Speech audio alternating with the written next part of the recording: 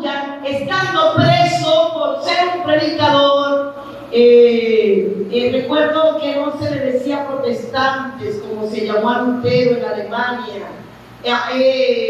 Esto reciben el nombre de los no conformistas, los evangélicos del siglo XVII en Inglaterra. Así que John Bunyan era señalado como ese no conformista. ¿Pero a qué no se conformaba Juan Bunyan? A los métodos del mundo, hermanos amados, y eso tiene que ver con el mensaje que vengo a compartir con ustedes en esta mañana. Así que en una ocasión Juan Bunyan tuvo un sueño. En este sueño él se quedó dormido en una taberna por allá en Berkhof, en Alemania, en Inglaterra, y soñó con un hombre vestido andrajoso, con una carga inmensa sobre sus hombros y una Biblia en la mano. Estando él preso, Juan Bunyan, estando en la cárcel, él, basado en ese sueño, escribió una historia que es de las más fascinantes que se hayan escrito a nivel cristiano. De hecho, él estando allí escribió esa obra literaria que es una alegoría de nuestra vida como cristianos en la tierra, que él tituló El progreso del peregrino, que ha sido traducido a muchos idiomas en el mundo. Así que quiero introducir este mensaje haciendo un resumen de esta obra de John Bunyan, El progreso del peregrino. Y él escribe esto estando preso. Lo asombroso es que Juan Bunyan no era ni licenciado, hermano, no llegó a bachiller.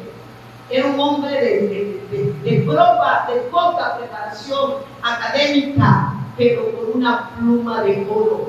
Él no solamente escribió El progreso del peregrino, escribió muchas otras obras dignas de leer. Un hombre de Dios, de la cabeza a los pies, que fue perseguido y puesto preso por causa de la verdad del Evangelio.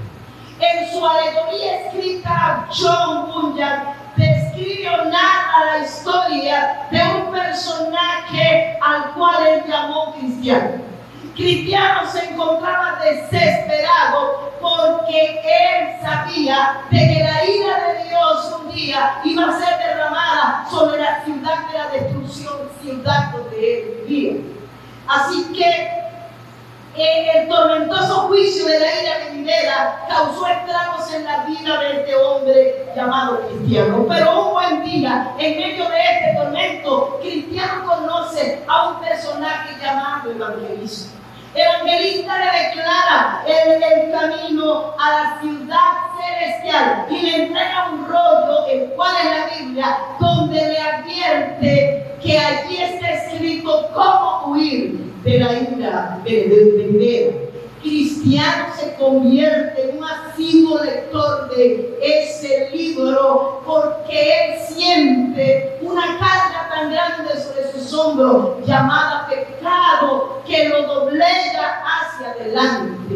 En medio de esto, Evangelista lo guía hacia la puerta que le va a conducir hacia la ciudad celestial. Cristiano abandona todo antes de él entrar o ingresar por esa puerta. Recibe innumerables críticas.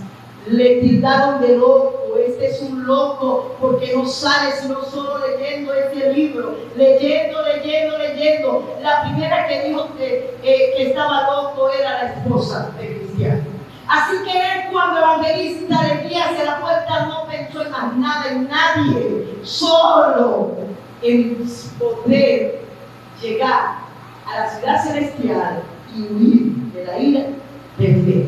Así que cuando él sale y comienza su camino, cae en el pozo de la desesperación. Pero un personaje llamado Auxilio corre y lo saca del pozo de la desesperación y lo guía en el camino. Pero después que sale del pozo de la desesperación, sigue caminando. Pero, hermanos amados, se encuentra con un hombre que le sale al encuentro llamado Sabio Mundano. Sabio Mundano le convence de que no oiga el consejo de Evangelista, sino que en vez de esto vaya a una una aldea llamada la aldea de la moralidad, y que allí él oiga a un hombre llamado legalidad, y que este hombre tiene un hijo llamado civilidad, que es necesario que él oiga a este hombre.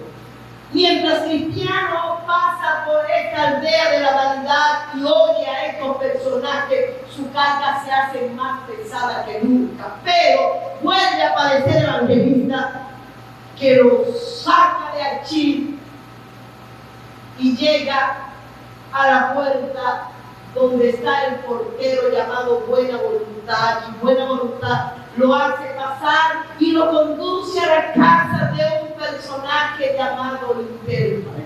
En casa del intérprete, Cristiano recibe un conjunto de instrucciones acerca de la gracia cristiana. Cristiano continúa su camino con aquella carga que lo doblegaba, pero justo llega frente de una cruz y una tumba.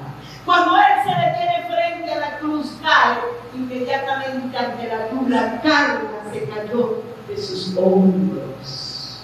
Y salen tres personajes resplandecientes que le entregan un rollo sellado y le dicen a Cristiano que él debe presentar ese rollo cuando llegue a la ciudad celestial. Cristiano continúa su camino y llega con mucha dificultad a la colina. Y en la colina, por supuesto que hay varios caminos, pero él decide por el camino recto y derechito. Antes de subir a la cima, él queda dormido, cansado, pero se le cae de las manos el rollo que le habían dado los personajes. Así que él tiene que regresarse y tomar el rollo, porque él sabía que se le había dicho: tiene que entregar este rollo sellado cuando llegues a la ciudad celestial. Claro, cuando él se despierta que no tiene el rollo, él baja desesperado y toma el rollo. Después llega a un palacio llamado Hermoso. Qué hermosura en ese palacio. Y salen 4 doncellas también hermosas. Una se llama Prudencia, otra se llama Discreción, otra doncella se llama Piedad y la otra se llama Caridad. Y le entregan unas vestiduras, le entregan una armadura cristiana, y allí se entera él que hay un vecino de él llamado Fiel que va delante de él a la ciudad celestial. Así que le da la armadura, él sigue su camino, hermano, pero atraviesa el valle de la humillación. Y cuando llega al valle de la humillación, se levanta un monstruo gigante llamado Apolión, con el cual Cristiano tiene que luchar. Después que vence a Apolión, sigue caminando, pero atraviesa el valle de sombra y de muerte. Y después que atraviesa el valle de sombra y de muerte, alcanza a Fiel.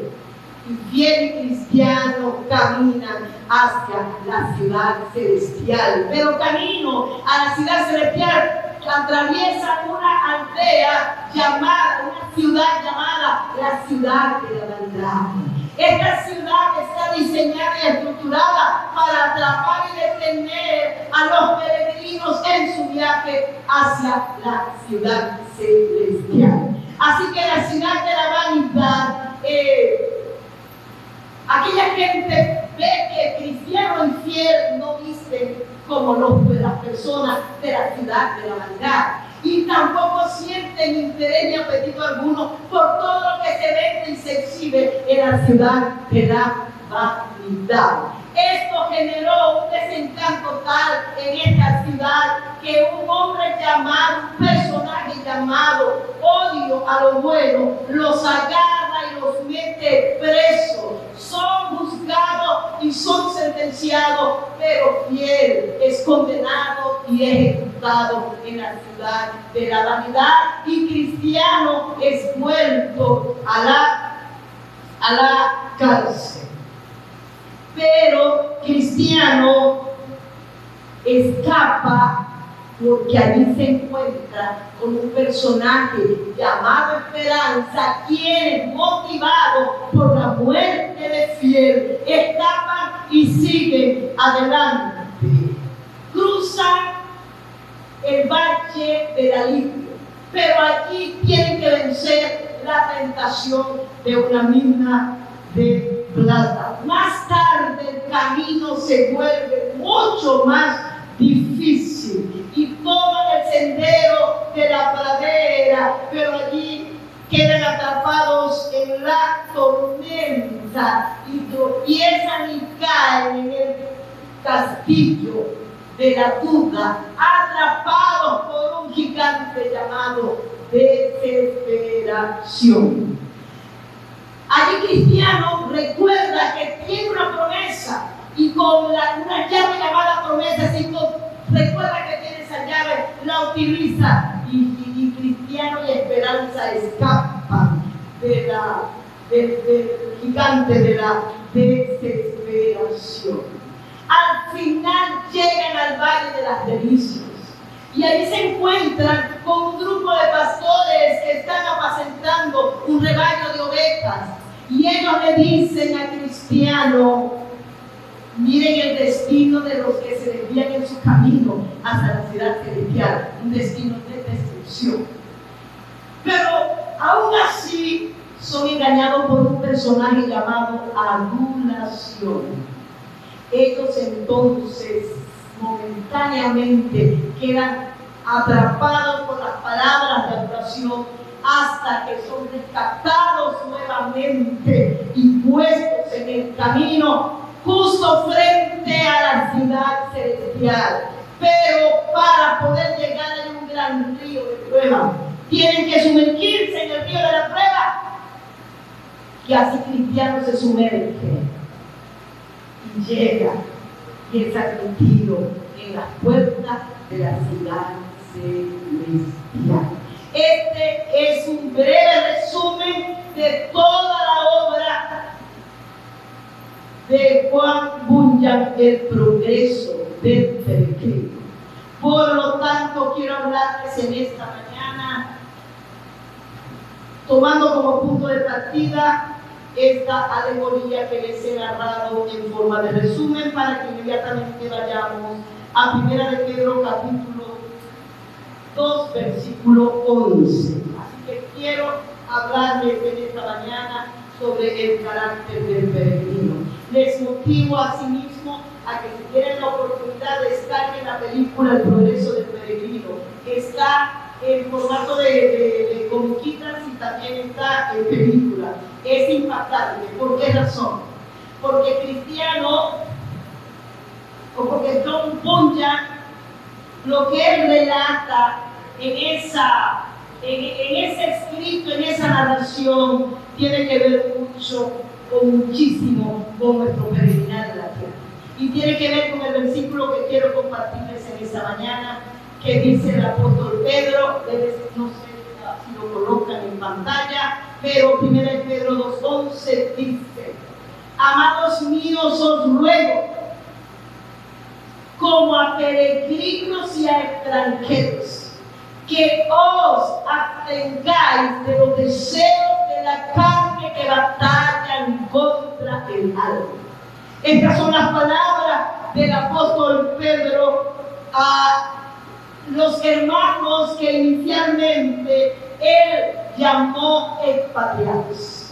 Así que nosotros vamos a ver, si usted tiene la oportunidad de estudiar, de analizar, de leer la primera y la segunda epístola de Pedro, usted va a quedar impactado de la claridad, la profundidad, el conjunto de enseñanzas que salieron también de un hombre que, como creo que menos preparado intelectualmente que John Bunyan, pero que escribió de una manera tan prodigiosa, tan impresionante, que muchos han cuestionado la veracidad de su autoría de estas epístolas.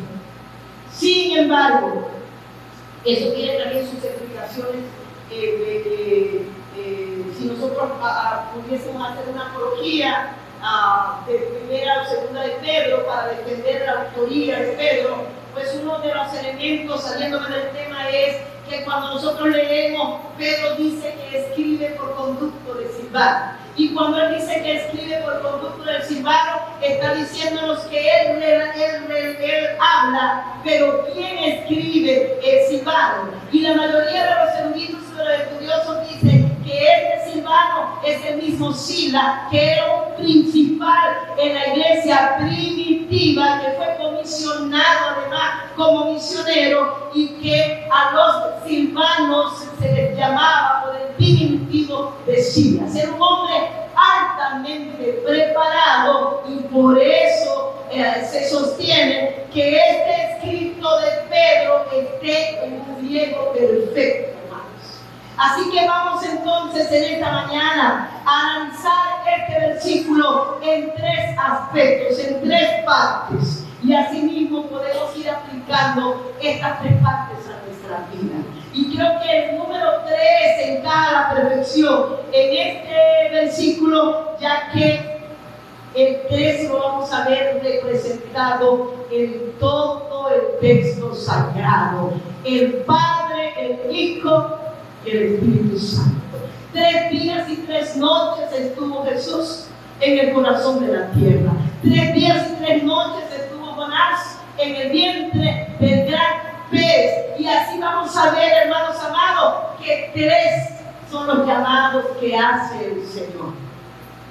Usted dirá, pero ¿de dónde sacas eso? De la Biblia, hermano. Cuando usted va a Apocalipsis, yo estoy a la puerta y llamo. Si alguno oye mi voz y abre la puerta, yo entraré a él, cenaré con él y él conmigo. La cena es la tercera comida del día. Las comidas están distribuidas en desayuno, almuerzo y cena para nosotros. En otras partes es primera comida, segunda comida y tercera comida. Cuando nosotros vemos la parábola de los convidados a las bodas, 3 llamados hizo el Señor. El primero les dijo a los siervos: vayan y díganle a los invitados que está lista que está listo el banquete de bodas. Y dijeron, los convidados dijeron: no. Vuelve otra vez, insiste el Señor: díganle que ya que los animales que han sido matados, que vengan a la cena. Y otra vez dijeron: no. Y a la tercera vez mataron a los siervos. Es en la parábola de las bodas, cuando son llamados 3 llamados. Los primeros dijeron: ay no, yo compré una hacienda y tengo que ir a probar. Vuelve a otro grupo y este segundo grupo dice: no, compré 5 yuntas de bueyes. Y el tercero dijo: yo me acabo de casar y no puedo ir. 3 llamados, 3 excusas. Siempre hay 3 maneras, pero debo decir en esta mañana que no esperes, si este es tu caso, no esperes que Dios te llame con un latigazo, porque el latigazo de Dios duele. Los latigazos de Dios también son fuertes. Dios nunca nos deja sin oportunidad, pero en mí está el obedecer. Así que, hermanos amados, la narración del progreso del peregrino vamos a pasarla por 1 de Pedro 2:11.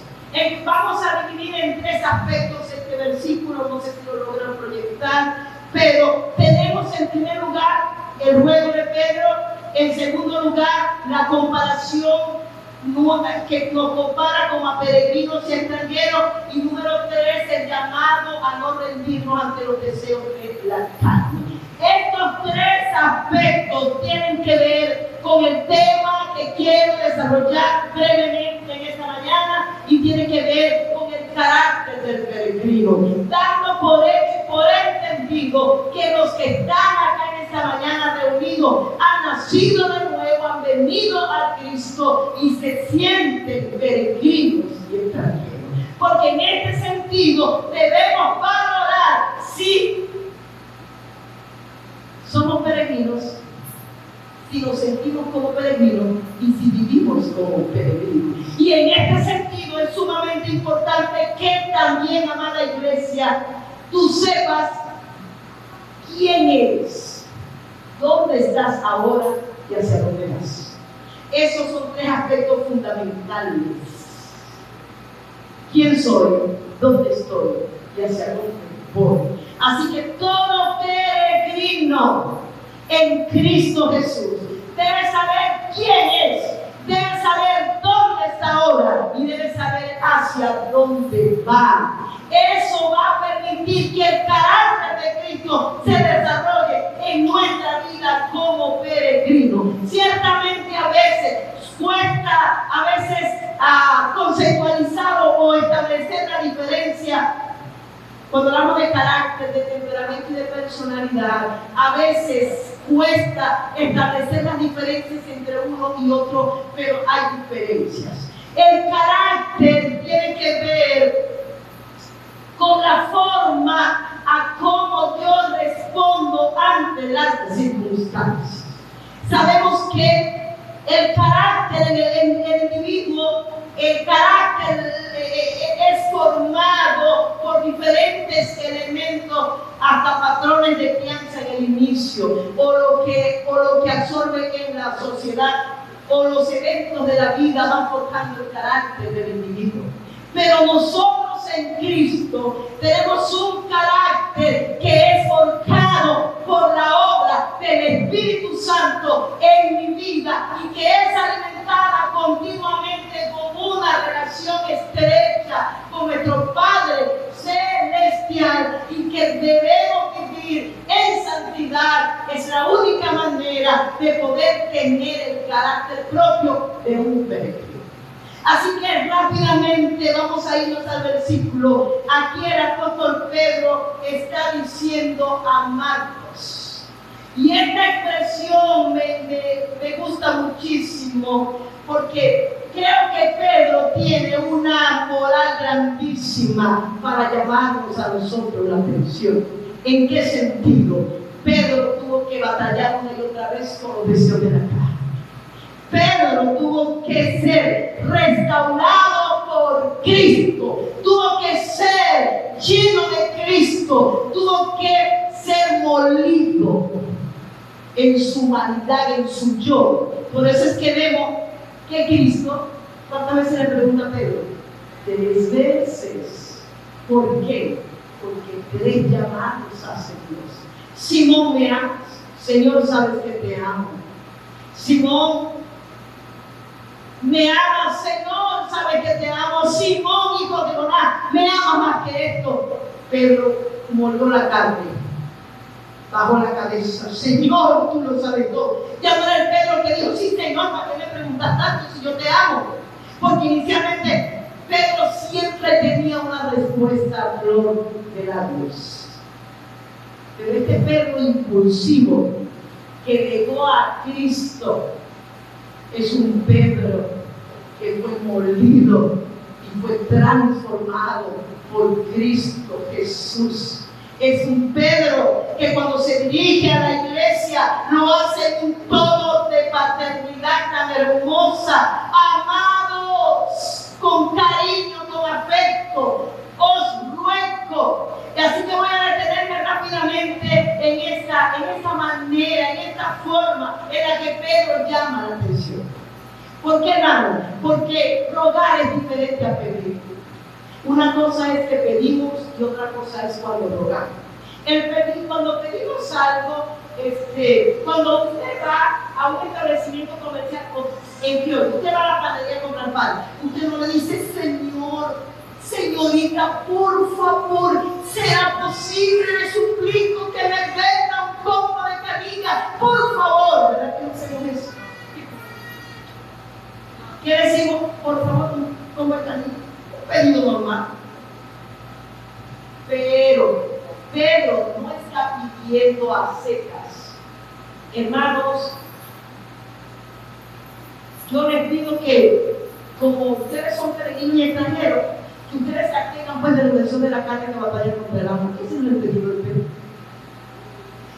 Pedro ruega, y el ruego tiene que ver con un pedido insistente, con una súplica insistente. Ese es el nivel de llamado de atención que Pedro nos hace a nosotros.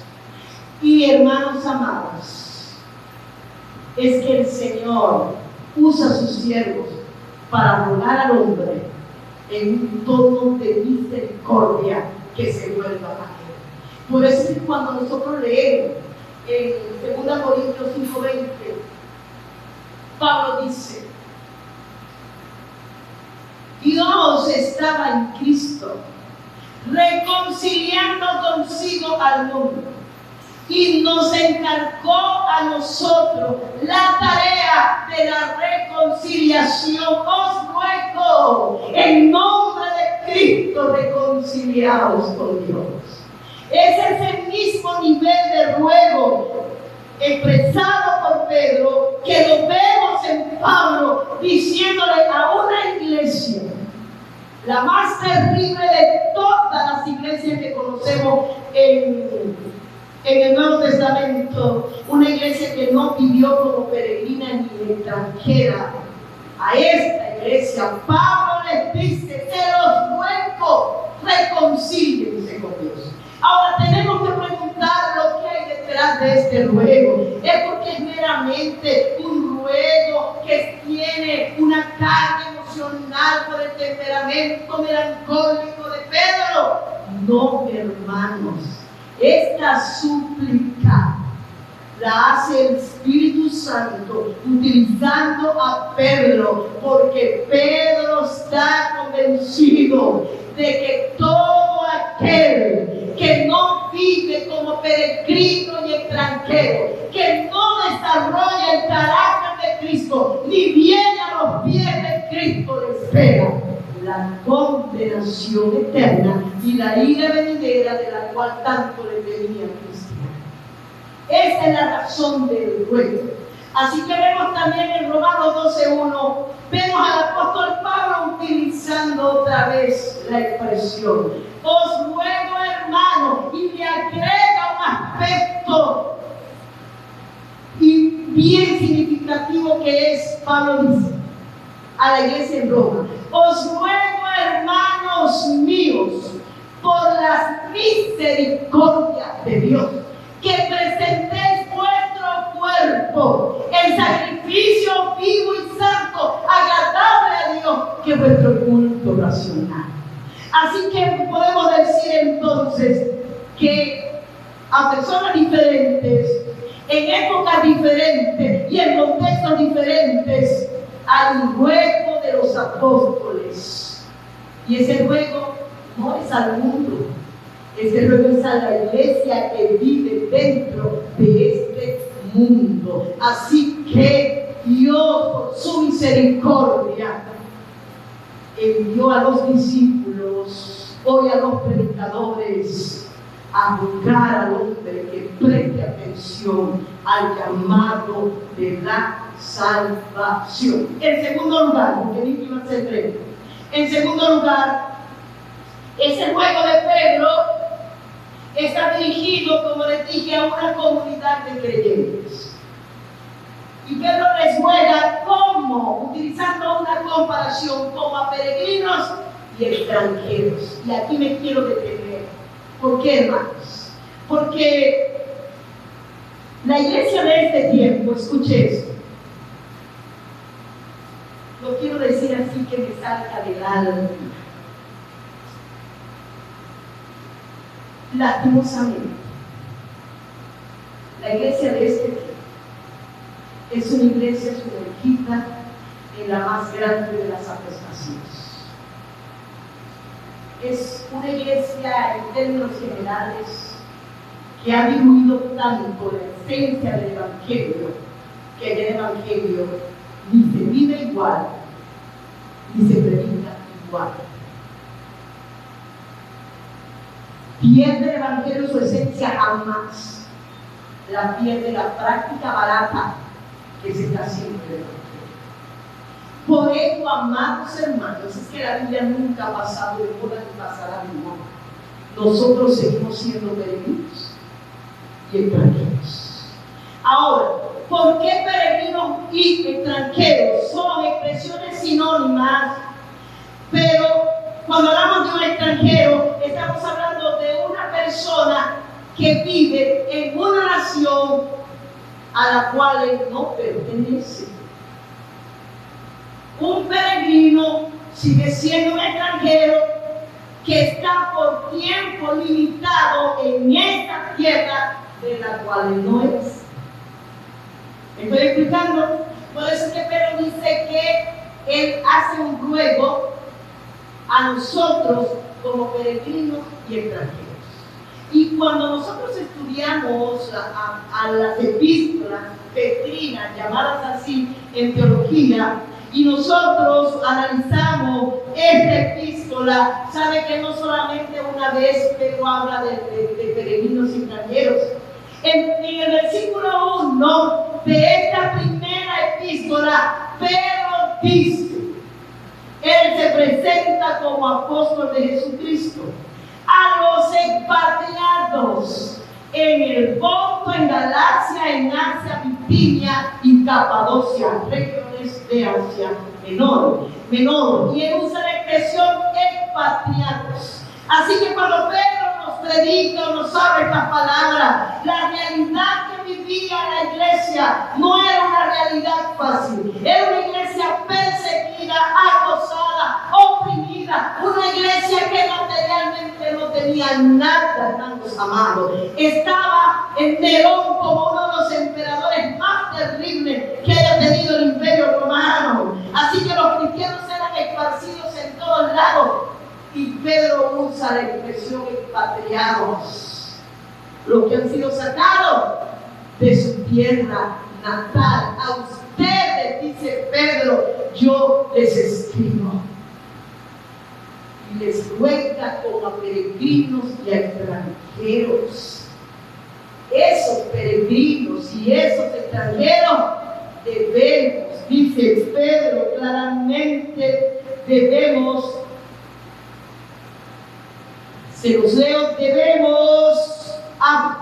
abstenernos de los deseos de la carne que batallan contra el alma. Y aquí entra en juego el carácter de nosotros como peregrinos. Ahora, ¿por qué somos llamados peregrinos y extranjeros? Porque nosotros, amados hermanos, aunque físicamente vivimos en un mundo físico, material, espiritualmente nosotros no pertenecemos a este mundo.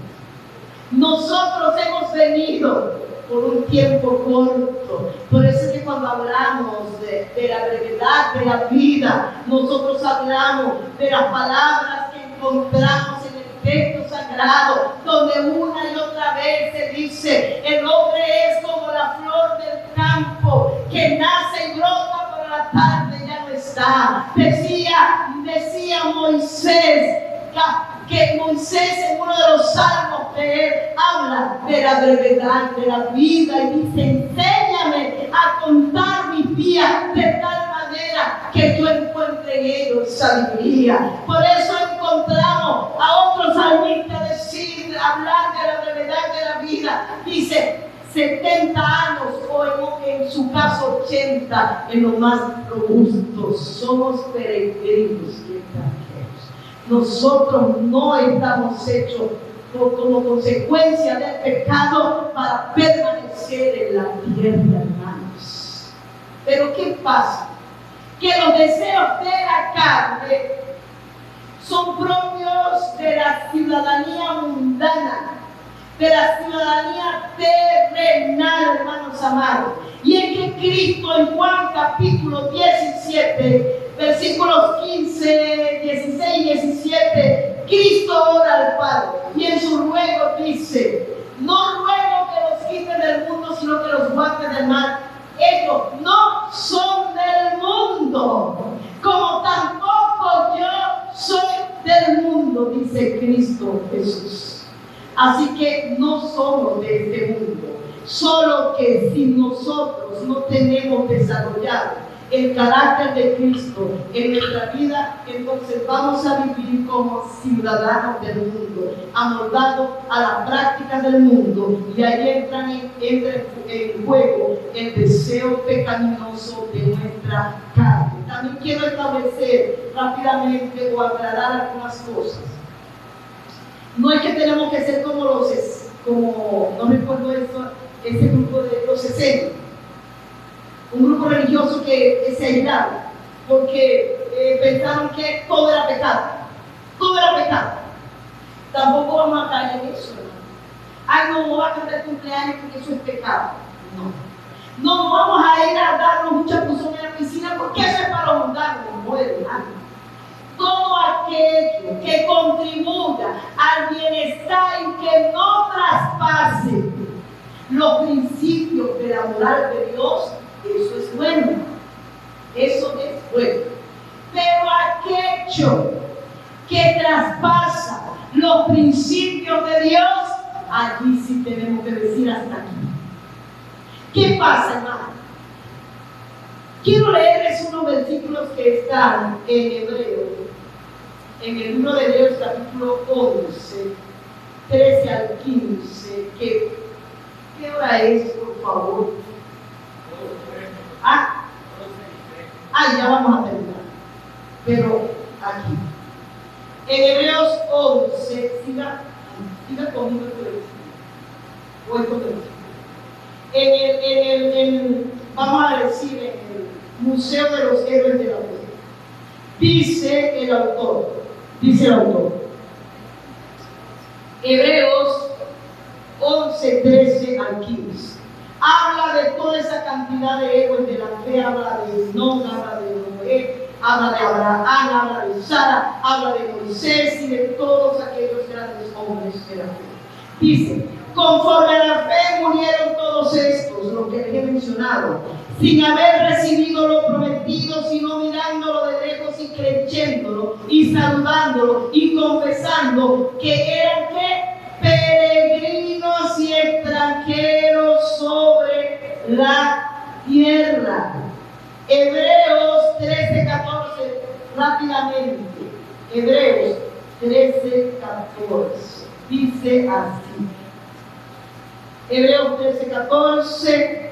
Porque no tenemos aquí ciudad permanente, sino que buscamos la porvenir. ¿Cuál es esa ciudad celestial? ¿Te digo cuál es?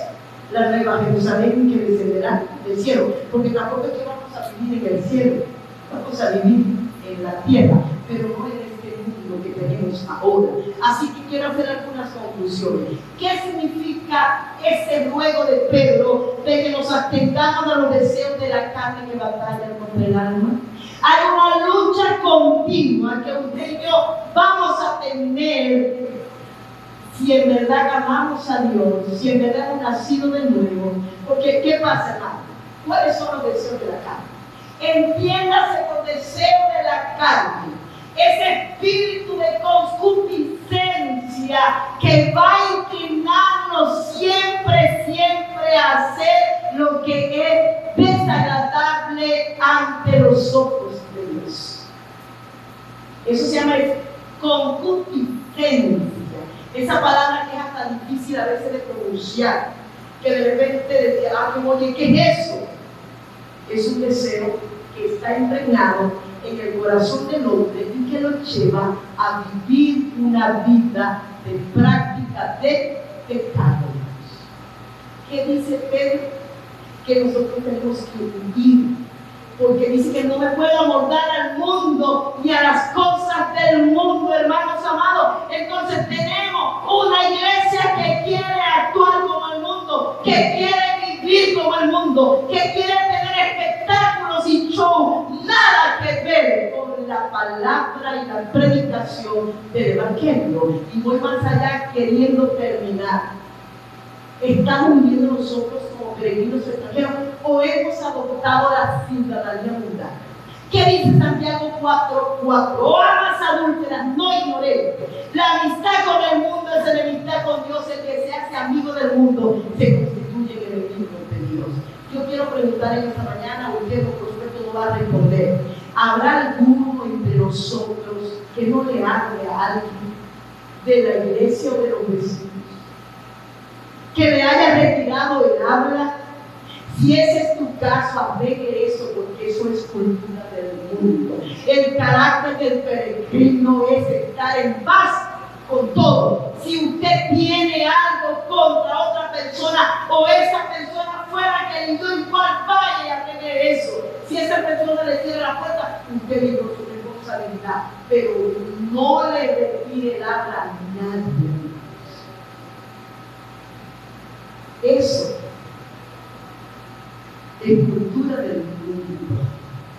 Si yo enfrento un problema, supóngase con mi vecino, y yo agarro y le pego 4 gritos al vecino, pero yo soy peregrina. Yo debo, con la ayuda del Señor, saber cómo dialogar con mi vecino. Porque mi testimonio va a decir más que mis palabras. La manera, las palabras que salen por mi boca. La otra vez oí a alguien que se le tapó un palabra de la mano sin darse cuenta que yo lo oí. Eso es cultura del mundo, hermanos. Eso es cultura del mundo. La manera como las mujeres nos vestimos, hermanos. Ni tan cargo, ni corrompentes. La forma de mi servicio a Dios. ¿Vienes obligado a la iglesia o tienes devoción por la casa de Dios? Amas estar en la casa de Dios. Amas congregarte. Eres peregrino y extranjero. Pero si el congregarte está en la última lista de prioridad, no está viviendo como peregrino y extranjero. Si tú, hermano, o yo vivimos una vida de amargura y de soberbia, no tenemos el carácter de aquel que está peregrinando en esta tierra. Y estas cosas hay que decirlas, hermanos. Hay que decirlas, hermanos amados. Dios conoce nuestro corazón. Los deseos de la carne van a estar aquí. Van a estar porque nosotros estamos de este lado de la gloria. Pero podemos matar a los enemigos. Podemos hacer morir lo terrenal en nuestra vida con nuestra propia fuerza, jamás, hermanos. Jamás. Con la ayuda del Espíritu Santo. Porque nosotros, hermanos, nosotros somos malos de pensamiento. Es Cristo en nosotros. Ahora, ¿cómo podemos nosotros abstenernos de los deseos de la carne que batallan contra el alma? Siendo participantes de la naturaleza divina. Por eso es que el mismo Pedro, bendito sea Dios por Pedro, dice el apóstol Pedro en la segunda epístola que escribe, él dice: nosotros somos participantes de la naturaleza divina, habiendo huido de la corrupción que hay en el mundo a causa de la concupiscencia. Qué cosa tan impresionante, cómo nosotros podemos huir siendo participantes de una naturaleza divina. Ahora, ¿cómo hago para participar de esa naturaleza divina? Viniendo humillado a los pies de Cristo Jesús, teniendo verdadero arrepentimiento. No es solo decir: pastora, aquí estoy, Padre, te entrego mi vida, escribe mi nombre en la vida. Amén. Eso es garantía de ser participante de una naturaleza divina. Es un estilo de vida. Va más allá de una confesión del labio. Es vivencia, es sentir que sin Cristo me muero, es sentir que sin oro me seco, es sentir que sin oro con Dios convivo, es sentirme redarguida si le contesto mal a otro, es sentirme redarguida si hago lo que no es correcto. Quiero que esto te quede en esta mañana. Estamos en este mundo. Vivimos en este mundo, pero no pertenecemos a este mundo. Vamos como el relato de Cristiano, como peregrino, vamos camino a la ciudad celestial. No sé en qué punto estás. Si estás como Cristiano que cayó en el pozo de la desesperación, ahí caemos, hermano. Toditos pasamos por el pozo de la desesperación. Miren, el más grande en Cristo. Todos en algún momento de nuestra vida vamos a sentirnos en el pozo de la desesperación. Pero nuestro pronto auxilio es el Señor. Todos vamos a pasar por valle de sombra y de muerte. Como decía en ese relato, por esa aldea de la sabiduría mundana.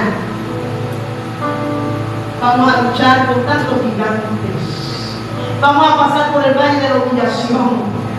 Vamos a pasar por el valle de sombra de muerte. Vamos a cruzar el río de la duda. Vamos a batallar con pensamientos. Pero vamos a vencer, porque Cristo adelante.